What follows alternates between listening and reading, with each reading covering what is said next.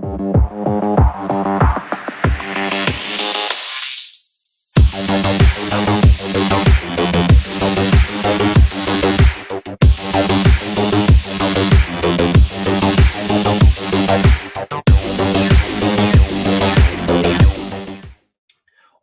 to another episode of the Minotaur's Maze, where I will be speaking to Joschka Strakerjahn.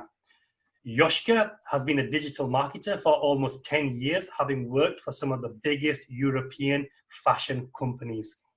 He developed leadership roles in startups, medium-sized businesses, and even an enterprise with 8,000 employees. The roles involved managing over 6 figures in advertising budgets on a monthly basis, as well as being responsible for 7-figure monthly revenues. However, despite delivering great results, he was fired twice because he wanted to spend more time with his young family. As a result, he founded his own agency, but then lost all of his clients due to COVID-19. He has now worked himself back up and is on a new mission to become the #1 challenge coach, and is also the host of the Launch Your Challenge podcast. Joschka, thank you for being here and welcome. Well, thanks. I love to be here with you.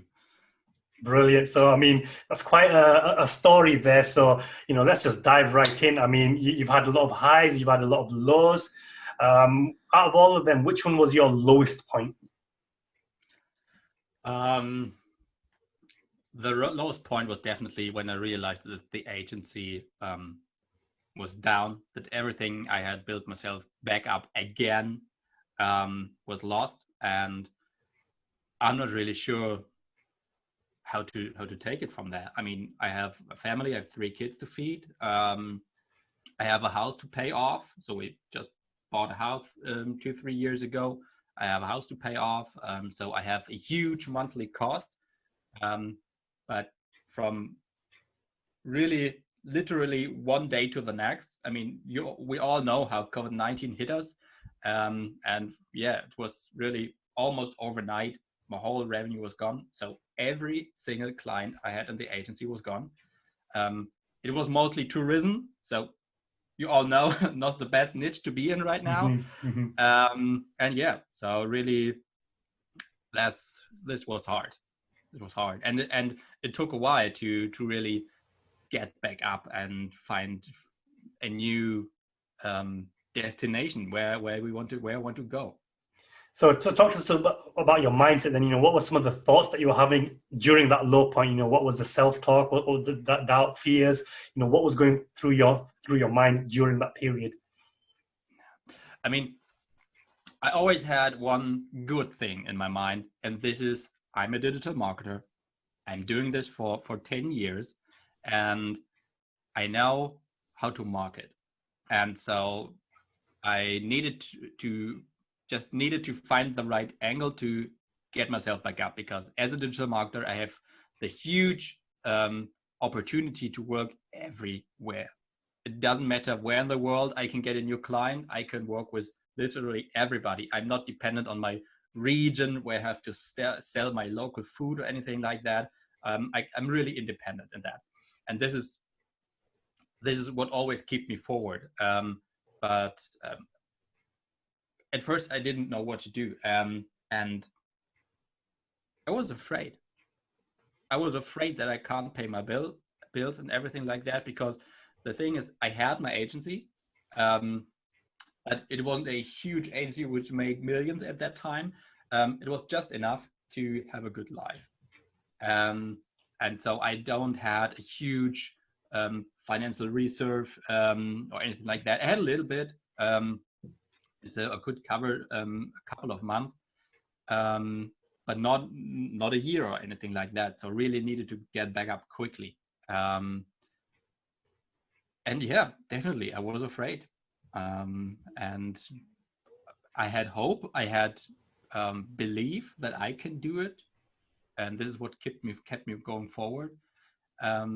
But yeah, no doubt about it. There were days where I thought, all right, this is it. Okay, so obviously, yeah, you had the belief that you could do something about it, but what practical steps did you actually take to get yourself out of that situation? Well,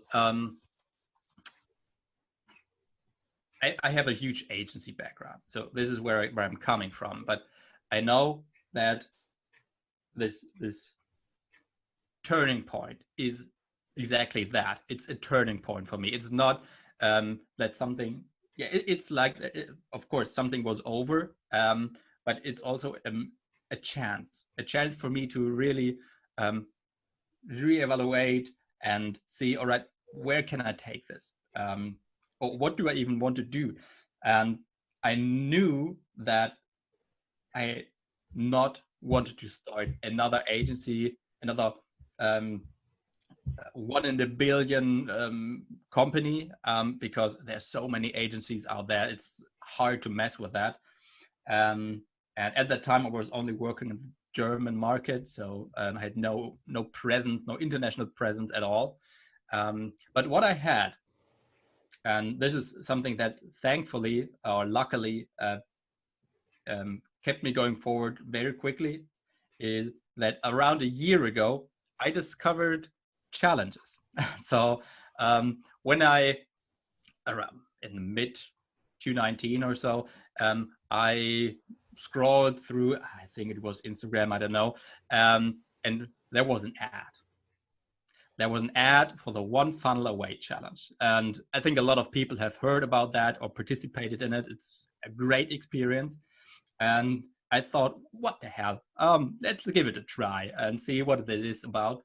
And I was super fascinated. I mean, I'm honest, I never finished the 30 days, but the concept, how they were doing things, how they were attracting people, and how they naturally sold everybody on the software, it was crazy, unbelievable. And since then, I took a lot of other challenges, and so I already had a very good understanding what a challenge is, how it works, what could make it work, and I built up a backlog of challenges I could refer to. So I funnel hacked a lot of them and had all screenshots from so many challenges from the funnels, and yeah, take part in that. So I knew how to sell during the challenge, everything like that. And when I was at my lowest point, when everything was gone, and I thought, all right, what now? Then I researched a bit and saw that there was a gap in the challenge market. So there are people who are big in the challenge world, but not many. So it's not really saturated at all. So we have more or less one, maybe two people who are at the top. But after that, there's nothing left anymore, or almost nothing. I mean, right now the competition gets up and more people get into it, but at that point, that wasn't the case. And so I thought, right, maybe this is it. And I already liked the concept of challenges, was super fascinated. I already knew a lot about challenges. And so I thought, all right, let's just try it out. I created and run my own challenge. And I mean, you have to keep it in the back of the mind. I'm an expert at paid ads because I'm doing this for 10 years for some of the biggest companies out there. But when I created my own challenge, in just 3 weeks, I had 4,500 people enrolled into that. It was unbelievable and completely blew me away. And since then, I was so hooked. And I said, all right, let's do this for real. And I thought, all right, what is there an education about challenges out there? And I bought almost anything I could find. I joined every challenge I could find and analyzed how they were attracting people, the funnel, the coaching, how they build up the community, the engagement, how they sell, what they sell, and everything. And so, yeah, really, I don't know how many hours and thousands of dollars I spent on that. But very soon after that, I got the first people reaching out to me and said, hey, can you help me with my challenge? I said, sure, what the hell? Why not? And so I helped a couple of people and really got them great results. So I had a woman who I helped set up some ads, and so her challenge was mostly done, to be honest. But I helped her set some ads and do a little bit of community work and a little bit help with the selling, and with just 200 euros it is in ad spend, she made 2,000 in return. And Oh. what? Nice. And so soon after that, I started teaching challenges to other people, and more and more and more, and created my own challenge, how to launch a challenge, and yeah, just went from there. Okay, so talk to us about these challenges then. I mean, let's speak in terms of, for somebody who's not a marketer, who doesn't understand what funnels are, who doesn't understand any of the marketing jargon. Why would you need a challenge in the first place? So what is a challenge and why would you need it? Well, all right, let's touch this briefly, because this is more about, we wanted to talk more about mindset and anything like that, but we can cover that briefly. So a challenge is, well, let's cover it from a different angle. Probably everyone knows what a webinar is, I believe. So even if you're not into marketing, you have heard about webinars or attended webinars before, online trainings, anything like that. A challenge is similar, but a challenge is spread out over a couple of days. And when you sign up for a challenge, you know what was promised to you. So there are a couple of different challenges, like, for example, a weight loss challenge. All right, you sign up and you are promised that over the next 30 days, you lose 10 pounds. And so you commit to that, you get coaching, training every day, you get support every day. You have a community where you can help each other out. And after the 30 days, you hopefully have achieved the result that was promised to you. And so it can be about weight loss, it can be about personal finance, marketing, mindset, whatever it is. There is a challenge for anything out there. And what happens over the course of the days the challenge is running? So most challenges right now are around 5 days or 7-10 days, but there's anything is possible. But what happens over the course of the days is that you get coaching every day. And this coaching, when you can relate to that and you see, all right, this is actually helpful to me, I finally can make this work for myself, whatever it is that was bugging me all those years before that, and finally I can make it work. And so you build up the trust with the people, with the coach, and the relationship. And when at the end of the challenge they say to you, well, how do you like it so far? Do you want this to continue? Then here's my offer. It's just naturally that you already know this person, you trust this person has already delivered. So you don't need to rely on hope anymore that this works, because you already know that it works. Then the likelihood that you will give this person your money is a lot higher than if you would get a random ad in your feed or anything like that. And so a challenge is a tool that for you as a business owner can accomplish a lot of different things. So you grow your email list like crazy, because people are signing up for challenges all the time. The entry barrier is very, very low. So you grow your email list a lot. You lead with results. So you not only talk about providing value, you actually delivering results. So you build trust, you build fans, you build your community. The community itself, by the nature of the challenge, engages with each other. So you have an engaged community right from the start. And then you're asking for the sale, and your conversion rates will probably be very good as well, because you build up that trust over time. So a challenge, a good, well-made challenge, can accomplish more or less everything you need in order to grow your business. And this is why I love them so much. Brilliant. Okay, so if so, there's a business owner out there, entrepreneur, they don't have an email list, they don't really have a following online, they don't know much about advertising. Now they've listened to your story right now, and now they're inspired to do a challenge. What steps should they be taking first, and then over the course of setting up a successful challenge? Well, a lot of different ways how to do it. There are. Well, how did you do it? Let's talk about how did you do it exactly. All right. I mean, I had money to spend. Okay. I know how to run ads. Right.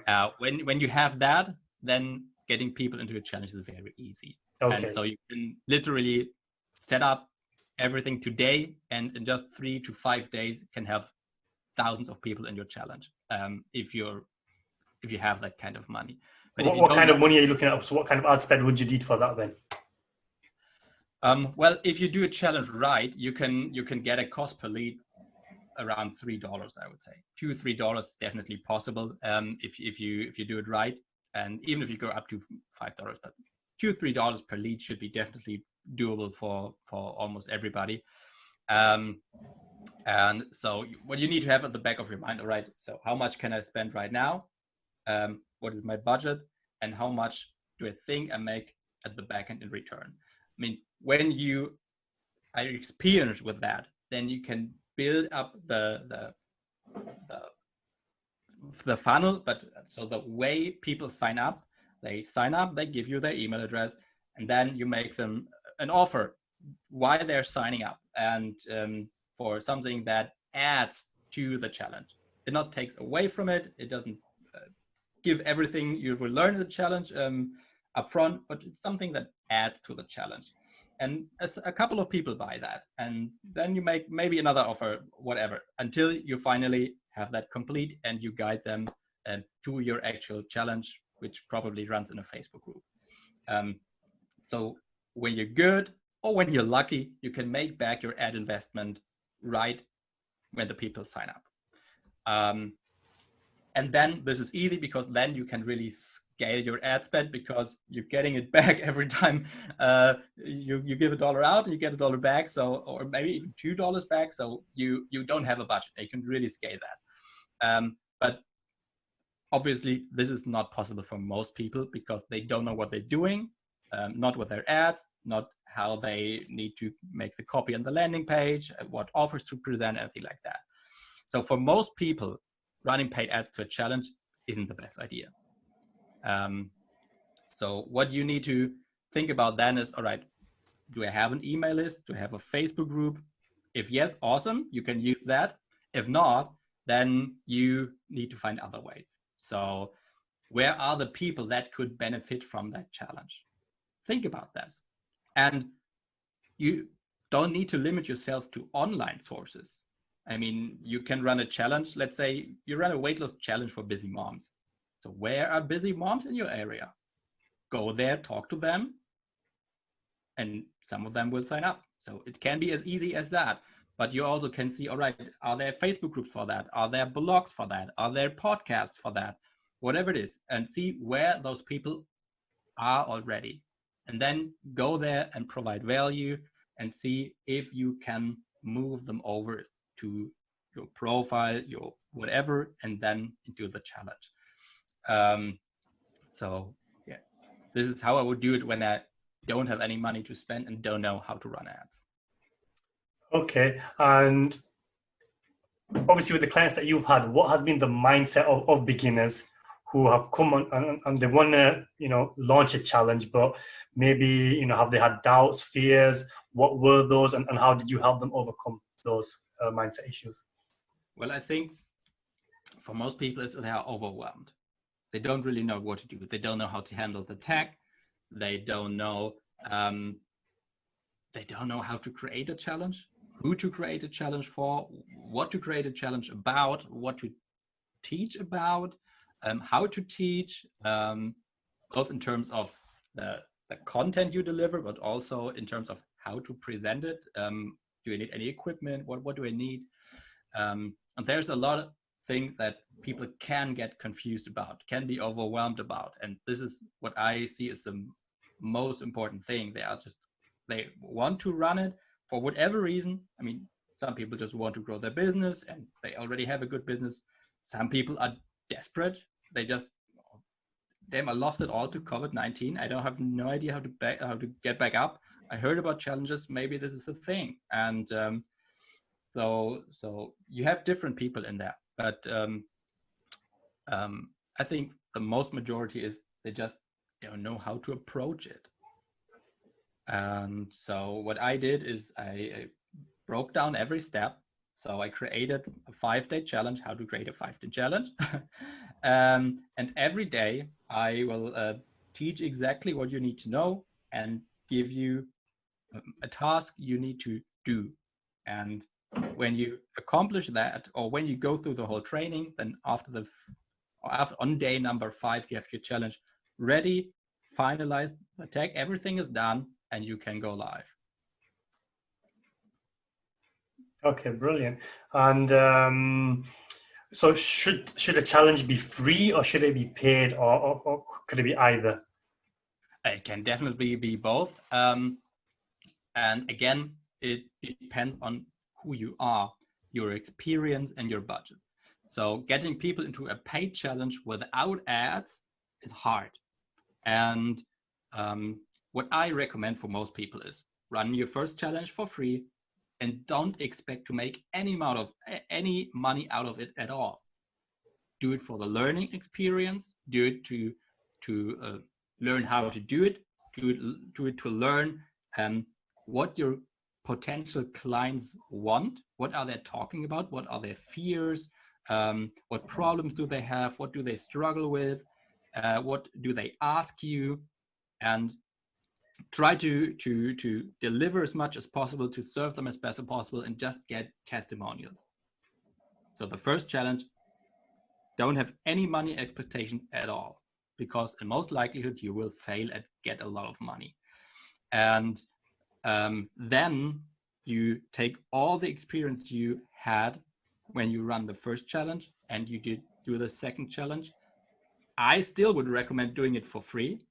And I would recommend doing it for free as long as you need to, until you get the conversion rate right. So when you have your challenge and you know, all right, I get 1,000 people in and I get, I don't know, 10% buying my thing. So I know that I will sell at least 100 of whatever it is. And I know that the costs add up, that I get so much in return.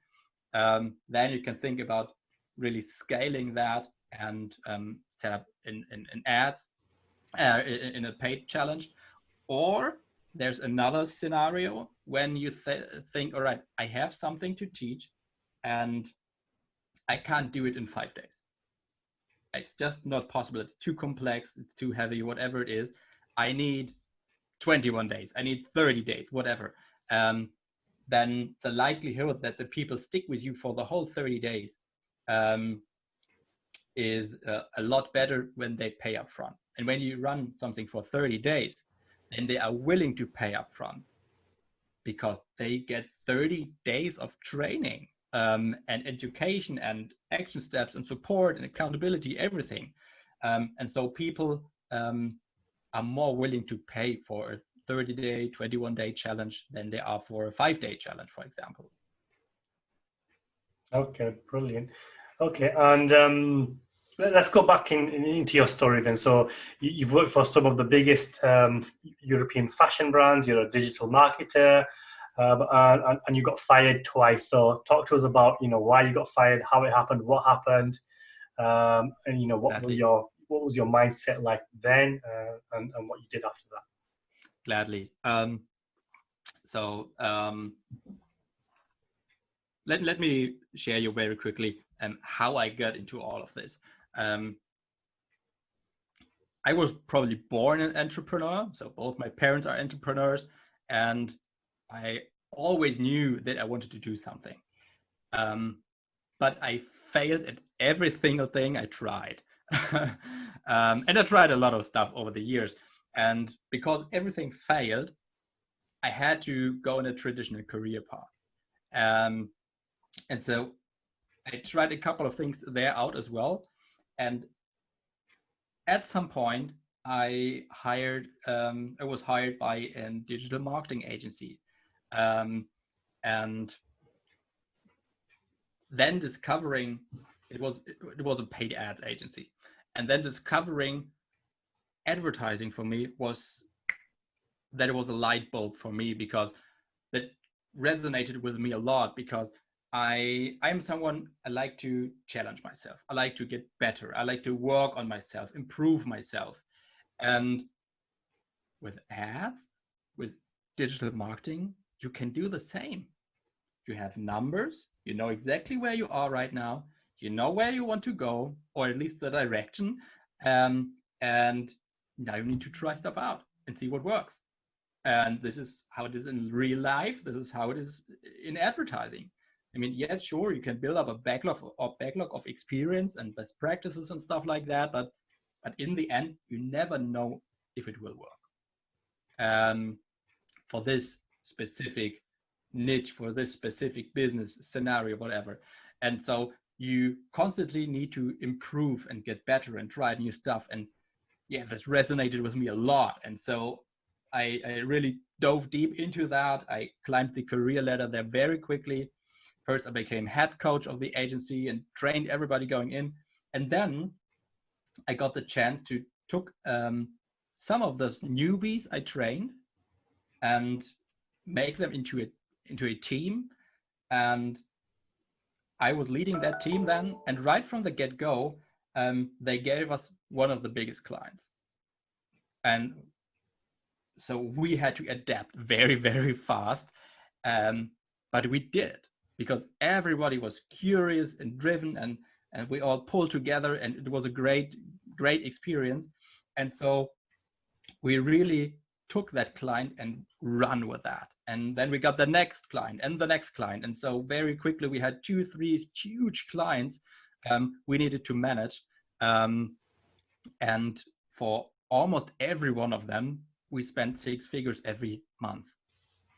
And some made 6 figures back, some made even 7 figures back every month. And so it was crazy. It was great. And one other thing happened, and this is now where it gets interesting. I've met my now wife in the agency, because she was one of the people I trained going in. And I've met my wife there. And at some point we decided that we want to get married and that we want to have a kid. And then she was expecting, and we decided that we want to move back to our hometown. So we couldn't attend the office anymore. When this will happen, it was a couple of months in the future, but still. And so I went to my boss and told him the situation and asked if we could find other opportunities. So, for example, a home office situation or anything like that. And this was way before COVID-19, where everybody needed to do that. So, but it was a company full of young people, and so I thought, well, maybe they're open to it. And they wanted to think about it. And a couple of days later, I was called into the office, and they handed me my notice and fired me. Oh, okay. So it was, when you got that, what were you feeling, and what went through your mind? What happened? It came completely out of the blue. I had not expected that at all, and didn't know what to do at first. I mean, then yes, all right, we wanted to move anyway, so let's just look for a new job. And I'm sure with the experience I had then and the results I've got, I could find something. And thankfully I did. But it was a shock. I was not completely shaken, because those thoughts crossed my mind already, that maybe I look for something else, maybe go from agency to working in-house or anything like that. But I never expected that. But okay, I shook it off, got another job, and then the next job. And this was a high-paying leadership role here in a German retailer. And they had an e-commerce store that was declining fast, despite all the e-commerce craziness. Everybody's buying online. And they thought, well, why not from us? And so they hired me to get them back up. And this is what we did over 2 years. We got them from declining to growing 10-20% again. And my wife and I decided that we want to have another kid. And well, we've got two to the price of one. So we were expecting twins. And at that point, I was working in one office or the other for almost 15 years. Especially at that job, was working long hours. And I had not much time for my family. So I went to my boss and wanted to be transparent again. Hey, we are expecting twins, and when they're there, I want to go on parental leave and take some weeks or months off so that I can connect with my family and really spend some quality time with them. And that we probably can find a good arrangement, because here in Germany we have a program by the government that every couple can go on parental leave for a combined 14 months. Wow. You can split that up however you like. So you can do 12 months for the wife or half, whatever, however you like it. So we had that in the back of your mind. And but the thing is, this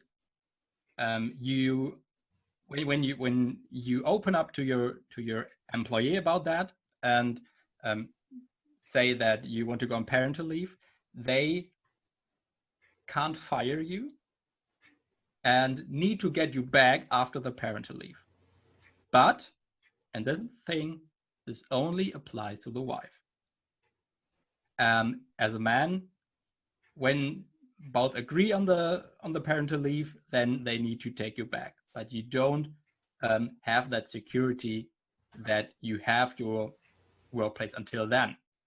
And so as soon as they heard about these plans, and even it wasn't finalized at all, it was just a thought and something I wanted to discuss, I was fired, more or less immediately.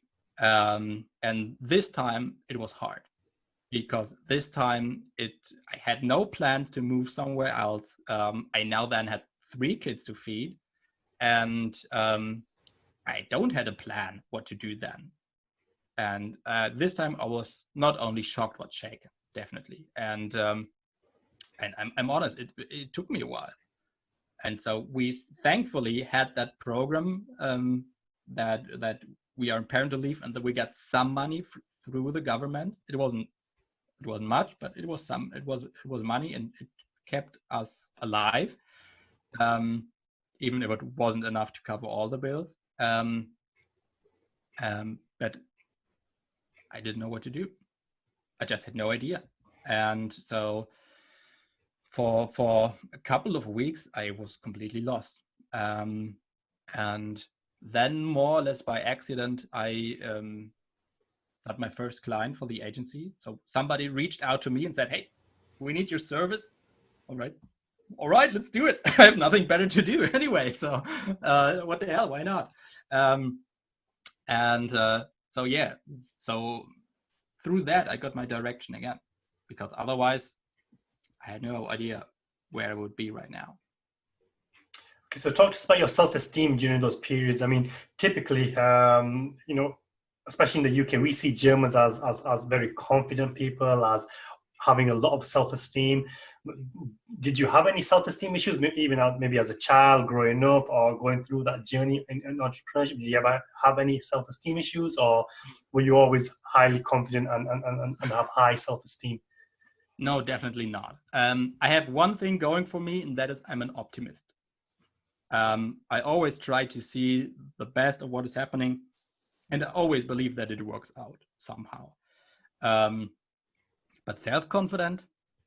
No, definitely not. I mean, this is something that probably a lot of entrepreneurs can relate to, but the so-called imposter syndrome was huge. I mean, yeah, sure, I had a lot of experience, but to actually put myself on the line, I mean, I was always employed by other people and just had to do my job.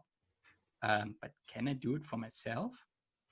This is a completely different ball game. And so, no, definitely, still to this day. I mean, now I'm in this challenge thing and try to make it work, and it's working better every day. But there's still so much to learn. And can I do this? Will I be able to do this? Will I be able to get my client the result they want me for? They hire me for? Um, I still struggle with that every day, definitely, and I don't know if it will ever end. Okay, so let's go back. So, what was the biggest difference then from when you were an employee on when you started working as an entrepreneur for yourself? What was the biggest challenge, and what did you do to overcome it? To actually commit, because when you're an employee, you get told what to do more or less, and you have very strict boundaries, and you get paid every single month. So there are a lot of dreamers out there, and I was one of them. So while I was employed, I always dreamed about doing something for myself, but I never really followed through. And going from being a daydreamer to somebody who actually need to do stuff, that was hard. And I think I figured it out by now. and now I have a good flow, but that took time. And really, I mean, when you're an employee and you are on holiday, you can spend your holiday. When you're an entrepreneur starting out, nope. You're really working more or less every day. And even when you're not at work, your mind still is. So you can't put it on, turn it off. And so you think about it all the time, and you're hustling all the time, and you don't get the money return you hope for. So you're not making 10K a month in the first month, and probably not after 6 months as well when you're starting out. And so it's a long road, it's a hard road, and you feel alone, and often you feel that you need to do all yourself. You need to do everything yourself, and you can talk to anybody because all your friends and family don't understand what you're doing. And so yeah, you just talk to random strangers on the internet about how they are doing things and making your connections there. And I lost a couple of friends on the way, made great new friends online, but I mean, that's probably just part of the game. But it is hard, and there are a lot of moments where I thought, well, is this really worth it? I'm working so much more than when I was employed before that. And especially at the last job I had before I was fired then, I was making good money. I probably was in the top 10% of Germany back then. And yeah, leaving something like that is hard. So, you left your well, the corporate job was to spend more time with your family, and now you become an entrepreneur, but you're spending more time actually working. I mean, how did you find that then? Because I know a lot of entrepreneurs, they want to leave their jobs, and they do leave their jobs because they want to spend more time with their family and more time having freedom to do other things. But then when they start their own business, they kind of realize, hang on a minute, this is not what I was expecting. I wasn't expecting to be working more hours. So how did you deal with that transition? Well, I try to fit it into our family schedule. So what I do now is that I have the evenings off. So I'm working around 6-7 hours, and then I have a couple of hours off where I can spend time with the family, with the kids, see all of them. But as soon as I go to bed, it's off to the races again, off to work again, and working the next 2, 3, 4, 5 hours, sometimes late at night, to make it work. And is this perfect? Definitely not, because I don't spend as much time with my wife as I would love to. And do we need to make adjustments every single day? So I don't have that clear structure where, no, I'm going to the office and then I'm going back from the office and everything is cool and I can do whatever I please. No, I'm adjusting every single day. Yeah, so it's maybe, but you have one thing going for you. When you really are going on this journey and becoming an entrepreneur, and I mean, when you're really going on this journey, and when you have that dream and that that goal you strive for, and you have a good reason why you're doing this, then motivation is never a problem. At least that's for me. I love what I do. So tell us, what is your, what is your driver? What is your why? What is your motivator? Why are you doing this? What is that thing that gets you up every day and carries on this journey, even though you're finding it difficult or you don't want to do it? I would lie if I say I have 3 kids to feed and I need to feed them. This is something that I hear from a lot of people. I have a family I want to support. Sorry for the language. Fuck that. This is not a strong reason at all, because you can do that a lot more easy by just going to the corporate world. So this is not a strong reason. I just wanted to emphasize that. For me, it really was the work environment, because working in a corporate world, you work with a lot of people who don't dream at all, who are satisfied with where they are. They were there at the same place 10 years ago, and they will be 20 years from now, will still be at the same place. They don't have any aspirations, no dreams, no goals, that are truly worthy of, I don't know, doing something. And that's okay. I mean, when that's their life and they're happy with that, cool. But when you have drive in yourself, then being surrounded by those people is absolutely toxic for you. And being surrounded by those people and then getting fired from that because you want to change, you want to spend time with the people you love and yeah, actually achieve something, then this is something this is what really lit up the fire in my belly, because I don't want to be part of that anymore. I want to talk to people like you and all the other ones out there who are actually doing stuff, who try to achieve something maybe. So where do you think the source for that comes? What made you a dreamer? What kind of lit that fire inside of you to want to dream big and do something different? Was it something in your childhood? Was it watching certain movies or maybe reading books? What was it that lit that fire for you? Good question. And I think my answer will disappoint you. I think maybe you're just born that way. Okay. I think there are 2 kinds of people. You're either born that way, or you experience something really dramatic in your life that actually make you and transform you into that person you need to be when you really want to go out on this path. And otherwise, you'll never achieve that. Maybe you try something, but it will never take off. It will never be more than a side hustle because you're just trying it out. You always have your job to go back, but if you want to go all in, then you need to be a dreamer, because otherwise it's just not possible. And yeah, definitely. I mean, books, for me, it was always books that made me dream. And we had a quick chat about that before we started the recording, because we are both fantasy nerds and have like authors like David Gemmell and so on.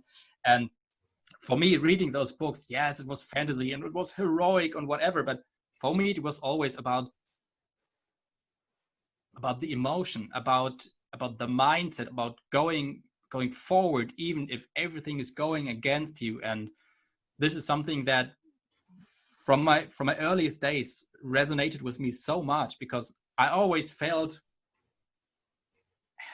it sounds stupid when I think about it, but I always felt like some sort of lone wolf, outsider, who never really fit in. And I always wanted to achieve something. And yes, I failed a lot of stuff in the past, but I always tried it out, because I knew that I never would be happy with just another 9 to 5. I'm not cut for that kind of work. Yeah, and obviously, especially in the digital marketing space, you hear this time and time again that, I don't read books, I don't have time to read books. I'm all about action and implementing. And then if they are reading any books, it's about business or entrepreneurship books. But how important are books about fantasy and stories, which are not business, but they're just, great stories? How important are they for the life of an entrepreneur and a marketer? I don't think they are necessary, but I think for the right kind of people, they're needed, because when you're a daydreamer like I was, and you were never satisfied, and then you read those books and you see people reaching extraordinary heights and achieve extraordinary things, then back in your mind you always say, why they? Now, why can't I achieve anything? What it is that is holding me back? And at some point, you realize it's only you. Nobody's holding you back from anything. It's just you. You need to get out and do stuff. So yeah, to answer your question, I think for some people, they are the catalyst that, get them over the line and actually start moving. Brilliant. And obviously, one of the biggest things in entrepreneurship is it's not just about the technical skills that, you can be good at Facebook advertising, you could be a good copywriter, but it's more about, personal development and developing as a person. So what has entrepreneurship done for you in terms of personal development as a human being, as a father, as, just somebody who's gone from somewhere to where you are now? I think for me, it changed everything, because before that, I was never satisfied, never really happy. And I think I was good to be around. I was funny, very centered in myself, very calm. But I was, never really happy where I was. And I always thought, well, on the outside, the grass is a lot greener. And so, I always wanted to, I don't know, not stay at the same place. And this completely changed when I actually started to be an entrepreneur, not only think about doing something or trying something out. The thinking changed a lot, because you don't, I mean, it's still a dream. It's still a dream, but every day you go one step further. You're coming one step closer to this goal, and that it's a hard road, and that you need to slay some dragons on the way, and and I don't know, meet new friends and whatever is happening. So that it's a long journey, but you're on the path, and this changed my thinking at least a lot, because I don't need to go anywhere where the grass is greener. I'm creating the green grass right here, right now, every single day. How awesome is that? And I mean, it brings other troubles, financial and everything like that. But in terms of work, I was never as fulfilled as I am now. Never as motivated as I am now. Never had the energy as I have now. And this obviously transforms into all other areas of your life. Yeah. Excellent, brilliant, love it. So, before we wrap up, then, who is your ideal client? What can you do for them, and where can they find you, or how can they contact you? Well, I think I can help best people who earn their money through knowledge. So coaches, obviously, consultants, people like that who have knowledge to sell. I mean, my background is in e-commerce and anything like that, but this is not really what I do now, and what challenges are best for. Challenges are best for people who sell knowledge, coaching, and courses and anything like that. And I think I can help best the people that are below 10K. They just don't know how to get there. They tried out all kinds of stuff and it never worked. Because what I can do for them is not only can I use the challenge as a catalyst, but what I can do is fix their marketing ecosystem. Because most likely what they need is they have something that is broken and not working together. So they do organic Facebook, maybe they have an email list, maybe they have a Facebook group, but it's not connected, it's not working together. And so just by fixing that and building the ecosystem and then plugging a challenge in as a spark, that can really make a dramatic change in their life. Brilliant. And how can they find out more about you? How can they contact you? Where can they go? If you just want to see what a challenge is and how it can work, then drop it into the Launch Your Challenge podcast. It's released every Monday and Thursday. You can find me on Facebook. And the best thing I would say is join my Facebook group. It's the Challenge Funnel Entrepreneurs group. And when you join that, you get access to a free 5-day workshop where I teach you exactly how to create and launch your challenge. So it's in there. You just need to hop in and can start right away. Brilliant. And what we'll do is we will get a link and the link will be below this video, and you can click on that link and then you can join the Facebook group and join the challenge. Joschka, it's been amazing. That was a great little conversation there. I found it very enlightening, especially with the challenges, and your story's been great. Any final thoughts before we close the interview? I like that question a lot because I'm asking this myself, and what I want to share is be more. Just allow yourself to become more than you are right now, because every one of us can achieve great things if you just do it, and you are capable of so much more than you believe. So just allow yourself to become more. Excellent. Beautiful. Love it. Well, that's all for this episode. Joschka, once again, thank you very much. And I wish you the best of luck with your challenges, and I'm sure you're going to help a lot of people. And as for now, guys, this is it, and I will see you in the next episode. Take care. Bye-bye.